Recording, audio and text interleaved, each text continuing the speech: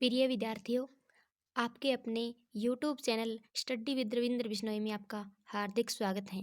आज हम एनसीईआरटी की 6th क्लास की बुक सामाजिक एवं राजनीतिक जीवन का पहला अध्याय विविधता की समझ पढ़ने वाले हैं।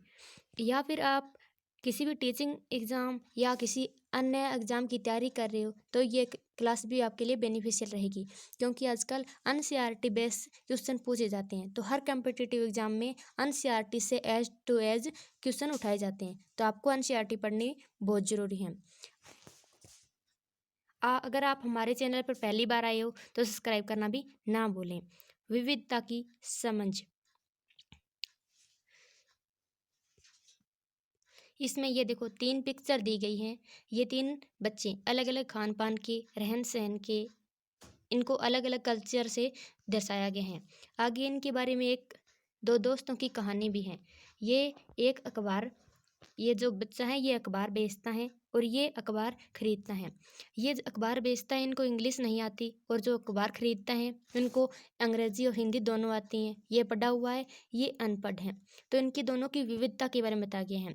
एक हिंदू है, एक मुस्लिम है, तो अलग अलग कल्चर के बारे में बताया गया है, अलग अलग धर्म के बारे में, अलग अलग संस्कृति के बारे में। तो इस कहानी के माध्यम से हमें ये बताया गया है कि अलग अलग संस्कृतियों के बावजूद भी हम सभी भारतवासी हैं, भारत के निवासी हैं। तो इस पाठ में जो हमें इम्पोर्टेंट क्वेश्चन जो हमारे पेपर में पूछे जाते हैं उसी के थ्रू हम पढ़ने की कोशिश करेंगे। ये तो एक कहानी के थ्रू बस विविधता बात समझाई गई है।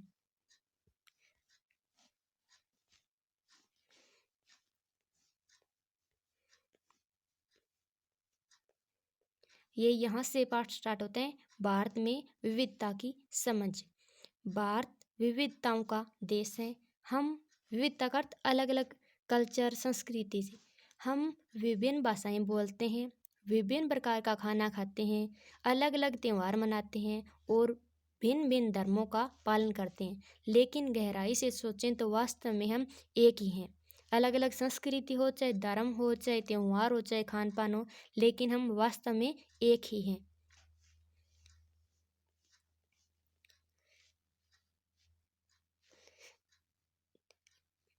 की चीज़ तरह करते हैं, केवल हमारे करने के तरीके अलग हैं। हम विविधता को कैसे समझें? करीब 200 वर्ष पहले जब रेल, हवाई जहाज, बस, कार हमारे जीवन का हिस्सा नहीं थे, तब भी जब हमारे पास ये साधन नहीं थे, इतने साधन उपलब्ध नहीं थे, तब भी लोग संसार के एक भाग से दूसरे भाग की यात्रा करते थे। वे पानी के जहाज में, घोड़े, ऊंट पर बैठकर जाते थे या फिर पैदल जाते थे। अक्सर ये यात्राएं खेती और बसने के लिए नई ज़मीन की तलाश में या फिर व्यापार के लिए की जाती हैं। चूँकि यहाँ यात्रा में बहुत समय लगता था, क्योंकि जब यातायात के साधन नहीं थे, कोई गाड़ी नहीं थी, बाइक नहीं था, तो पैदल जाना पड़ता था। टाइम बहुत ज़्यादा लगता था। इसलिए लोग नई जगह पर अक्सर काफ़ी लंबे समय तक ठहर जाते थे। इनके अलावा सूखे और अकाल के कारण भी कई बार लोग अपने घर बार छोड़ देते थे। उन्हें जब पेट भर खाना तक नहीं मिलता तो वे नई जगह जाकर भी बस जाते थे, क्योंकि काम की तलाश में तो कहीं जाना पड़ सकता था। कुछ लोग काम की तलाश में, कुछ युद्ध के कारण, अगर युद्ध हो गया तो वहाँ खान पान कुछ भी नहीं मिलता तो किसी अन्य जगह काम मिल जाएगा। कुछ घर बार भी क्या पता कहीं अच्छी खेती हो तो वहाँ करना पड़ जाए। लोग कुछ नई जगह पर बसना शुरू कर देते थे और उनके रहन सहन में भी थोड़ा बदलाव आ जाता था। कुछ लोग वे नई जगह को अपना लेते थे, कुछ लोग वे पुराने डर्रे पर ही चलते थे। इसी तरह भाषा, भोजन, संगीत, धर्म आदि नई और पुराने का मिश्रण होता रहता था। नई जगह की संस्कृति में आदान प्रदान होता और धीरे धीरे एक मिश्रित यानी मिली जुली संस्कृति उभर कर सामने आती। अगर अलग अलग क्षेत्रों का इतिहास देखें तो हमें पता चलता है कि किस प्रकार विभिन्न संस्कृति प्रभावों ने वहाँ के जीवन और संस्कृति की आकार देने में योगदान दिया। इसी तरह कई क्षेत्र में अपने विशिष्ट इतिहास के कारण भी विविधता संपन्न रहे थे। ठीक इसी प्रकार अलग अलग तरह की भौगोलिक स्थितियों से किस तरह सामंजस्य बिठाते थे, तालमेल बिठाते थे, उनसे भी विविधता उत्पन्न होती थी। उदाहरण के लिए समुद्र के पास रहते हैं उन लोगों में और जो पहाड़ी इलाकों में रहते हैं उनमें बहुत ज़्यादा बदलाव देखा जाता है। न केवल वहाँ के लोगों के कपड़े खान पान में फर्क पड़ता है, बल्कि जिस तरह का काम करते हैं वे भी अलग होंगे, क्योंकि अलग अलग जो भौगोलिक स्थिति हैं उसके आधार पर चाहे खान पान हो, चाहे रहन सहन हो, चाहे काम का तरीका हो, उसमें भी फर्क पड़ता है। शहरों में अक्सर लोग भूल जाते हैं कि उनका जीवन उनके भौतिक वातावरण से किस तरह गहराई से जुड़ा हुआ है। ऐसा इसलिए है कि शहरों में लोग विरले ही अपनी सब्जी और अनाज उगाते हैं। वे इन चीज़ों के लिए बाजार पर निर्भर रहते हैं। ज़्यादातर शहर के लोग हैं वो बाजार से ही अपना सब्जी और ज़्यादातर लाते हैं। कुछ तो उगाते हैं लेकिन ज़्यादातर बाजार पर ही निर्भर हैं। आइए भारत के दो भाग, एक लद्दाख जो कि भारत की, ये देखो अब भारत का मैप देख लेते हैं, ऐसे ही मैंने बनाया ड्रॉ किया है। तो यहाँ लद्दाख है, ये लद्दाख है, और जो सेकंड है केरल है यहाँ। तो एक तो उत्तरी पॉइंट का बिंदु माना है और एक दक्षिणी। इनकी कल्चर और संस्कृति के बारे में हम देखेंगे। उदाहरण के जानिए ये समझने की कोशिश करते हैं कि किसी क्षेत्र की विविधता पर उनके ऐतिहासिक भौगोलिक कारकों का क्या असर पड़ता है। ये देखिए लद्दाख के ऊंचे पहाड़ों वाले रेगिस्तान इलाका, ये है लद्दाख का ऊंचे पहाड़ों वाला रेगिस्तान इलाका। लद्दाख जम्मू कश्मीर ऊपरी हिस्सा, भारत का जो मैप देखते हैं हम उसके उत्तर में जम्मू कश्मीर है। अब जम्मू कश्मीर भी यूनियन टेरिटरीज है और लद्दाख भी। के पूर्व में यूनियन टेरिटरीज होता है केंद्र शासित प्रदेश। के पूर्व में पहाड़ों में बसा हुआ एक रेगिस्तानी इलाका है, लेकिन रेगिस्तानी ये ठंडा इलाका है। यहाँ पर बहुत ही कम खेती होती है क्योंकि इस क्षेत्र में बारिश बिल्कुल नहीं होती और यह इलाका हर वर्ष काफ़ी लंबे समय तक बर्फ से ढका रहता है। इस क्षेत्र में बहुत ही कम पेड़ उग पाते हैं। पीने के पानी के लिए लोग गर्मी के महीने में पिघलने वाली बर्फ पर निर्भर रहते हैं। अगर बर्फ़ पिघलती है तभी इनको पानी मिल पाता है, वरना बारिश भी कम होती है। यहाँ के लोग एक खास किस्म की बकरी पालते हैं जिससे पश्मीना ऊन मिलती है। लद्दाख के जो लोग होते हैं उनको खेती तो कम होती है लेकिन एक खास किस्म की बकरी पालते हैं और उनसे उनको ऊन प्राप्त होती है। उसे क्या कहते हैं? पश्मीना ऊन कहते हैं। यह ऊन कीमती होती है, इसलिए पश्मीना शाल बड़ी महंगी होती हैं। लद्दाख के लोग बड़ी सावधानी से इस ऊन को इकट्ठा करके कश्मीर के व्यापारियों को बेच देते हैं। मुख्यतः कश्मीर में होने वाली पश्मीना शालें बुनी जाती हैं। यहाँ के लोग दूध से बने पदार्थ जैसे मक्खन, चीज, खास तरह का छेना और मांस खाते हैं। क्योंकि यहाँ पर फसल तो होती नहीं, तो इसलिए उनको खान पीन का क्या साधन है? ये दूध तो ये बकरी से निकाल लेते हैं, या मक्खन, या कोई खास तरह का छेना या मांस खाते हैं। हर एक परिवार के पास कुछ गाय, बकरी, याक होते हैं। रेगिस्तान होने का मतलब ये नहीं है कि यहाँ व्यापारी यहाँ आने के लिए आकर्षित नहीं होते, क्योंकि यहाँ पर खास तरह की ये ऊन पाई जाते हैं। और जो लद्दाख है, लद्दाख तो व्यापार के लिए एक अच्छा रास्ता माना जाता है, क्योंकि यहाँ कई घाटी हैं जिनसे गुजर कर मध्य एशिया के काफिले इस इलाके तक पहुँच पाते हैं, जिसे आज हम तिब्बत कहते हैं।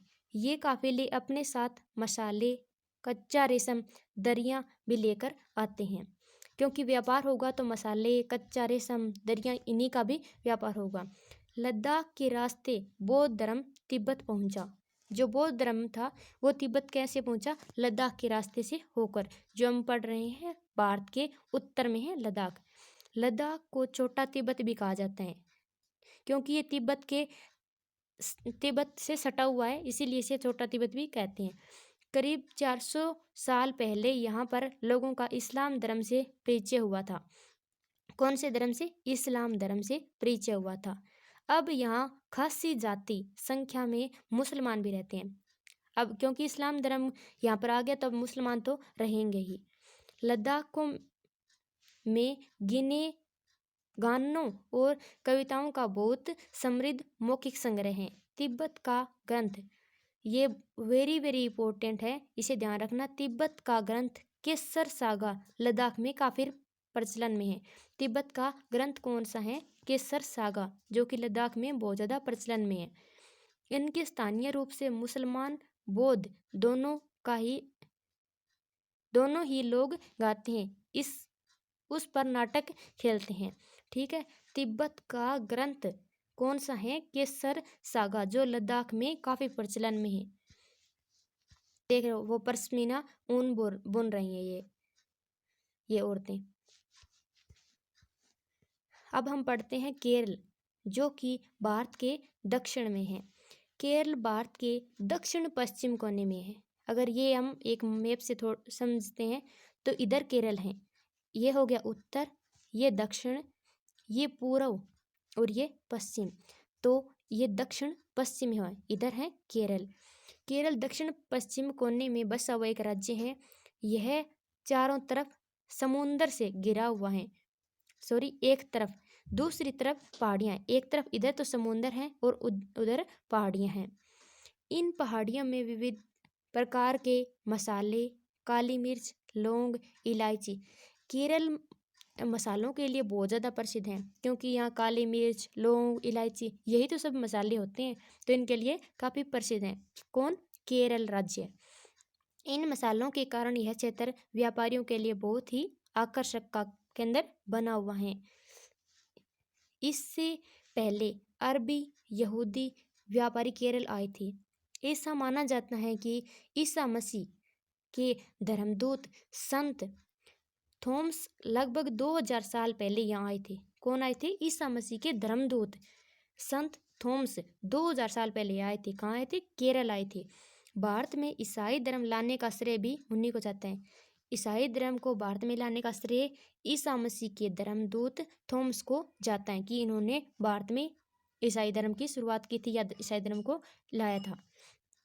अरब से कई व्यापारी यहाँ आकर बस गए। इब्न बतूता ने, जो करीब 700 साल पहले यहाँ आए थे, अपने यात्रा वृत्तांत में मुसलमानों के जीवन का वर्णन देते हुए कहा है कि मुसलमान समुदाय की यहाँ बहुत इज्जत होती है।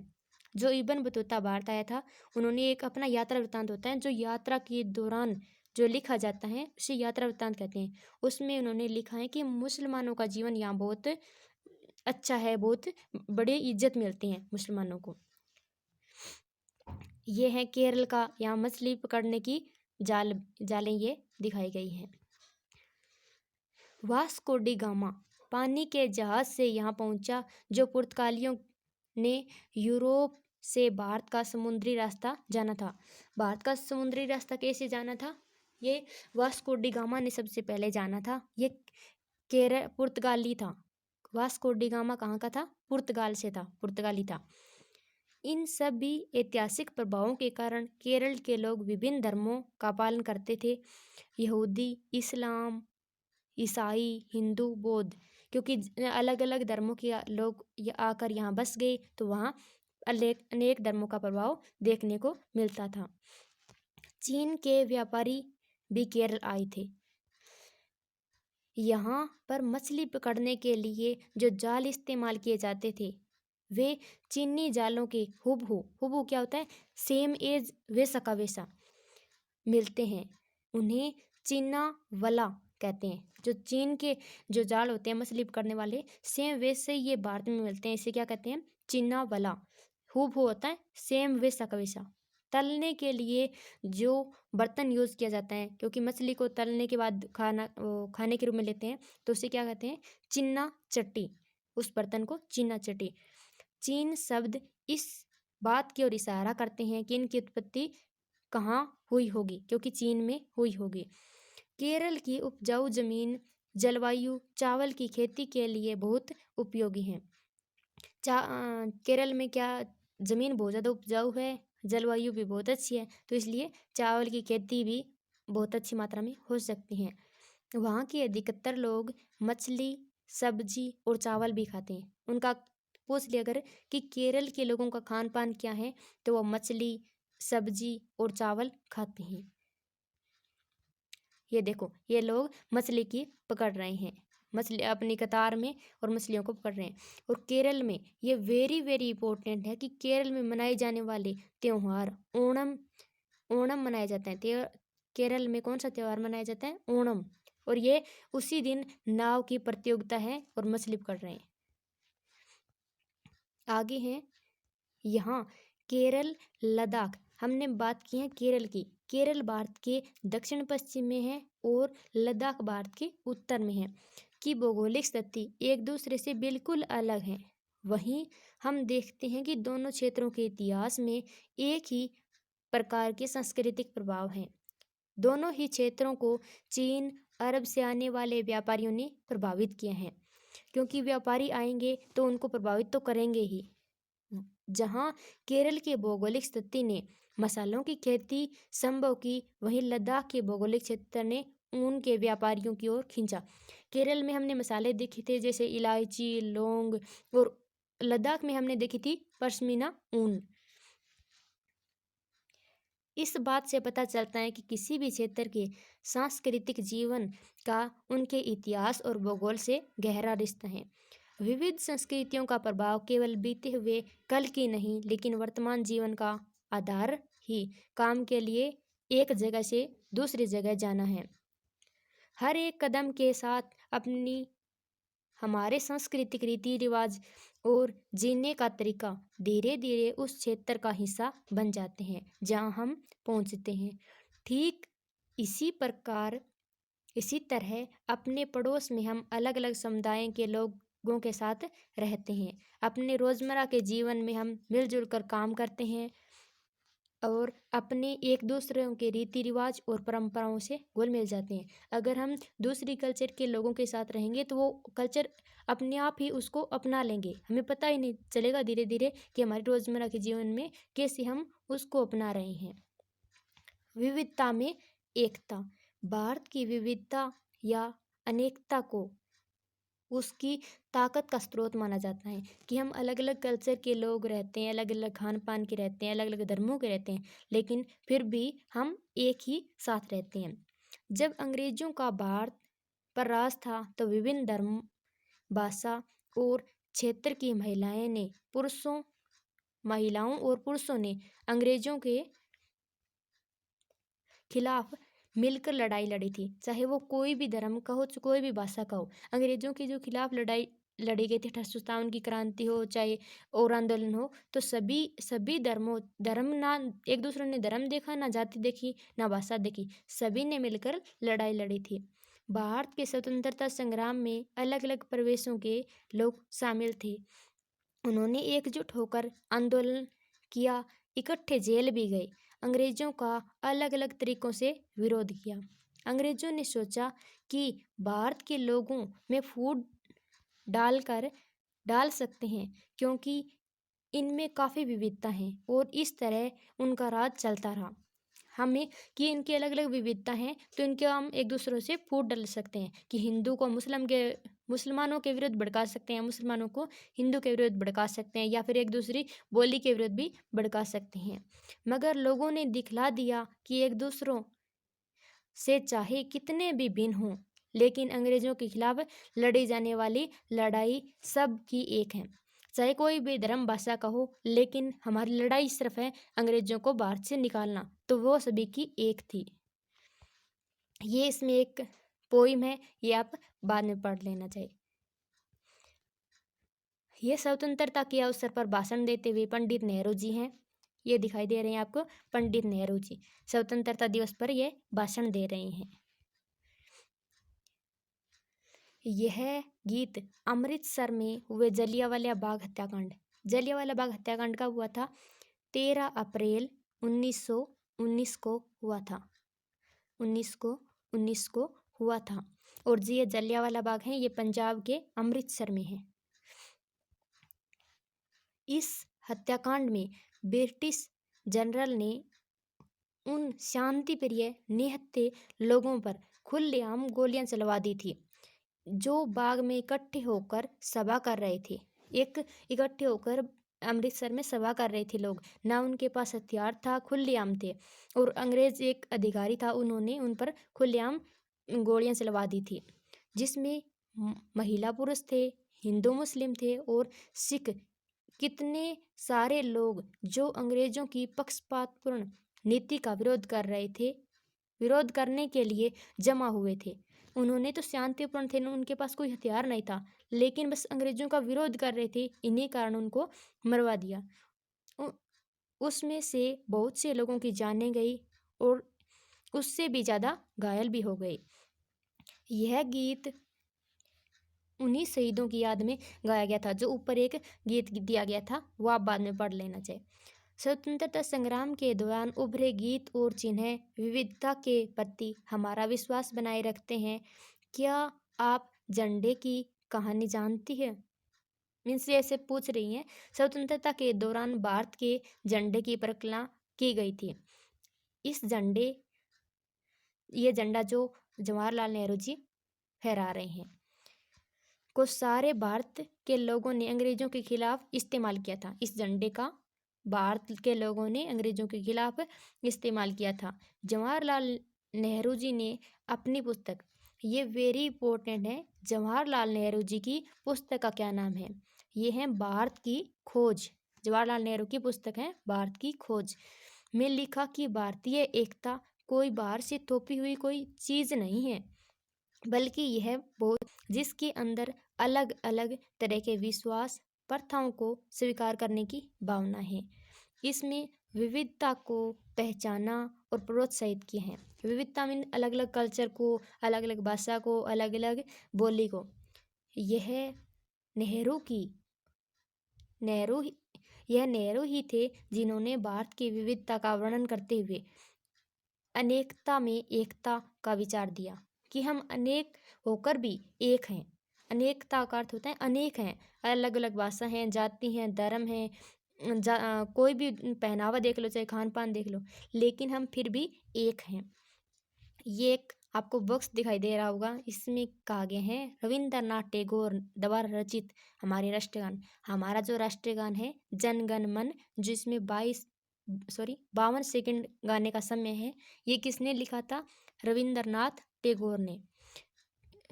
हमारा राष्ट्रगान की भी भारतीय एकता का एक अभिव्यक्ति है। राष्ट्रगान किस तरह से एकता का वर्णन करता है, ये हम अपने शब्दों से देख सकते हैं, उनको गाकर देख सकते हैं कि ये हमारी अभिव्यक्ति को दर्शाता है। आगे ये प्रश्न है जो कि हम नेक्स्ट लेक्चर में करने वाले हैं। और अगर आप हमारा टेलीग्राम ज्वाइन नहीं किया है तो वो कर लें, क्योंकि ये PDF आपको टेलीग्राम चैनल पर ज़रूर मिल जाएगी। और इनके प्रश्न, ये अभ्यास के प्रश्न, ये हम नेक्स्ट वीडियो में करने की कोशिश करेंगे। Thanks for watching.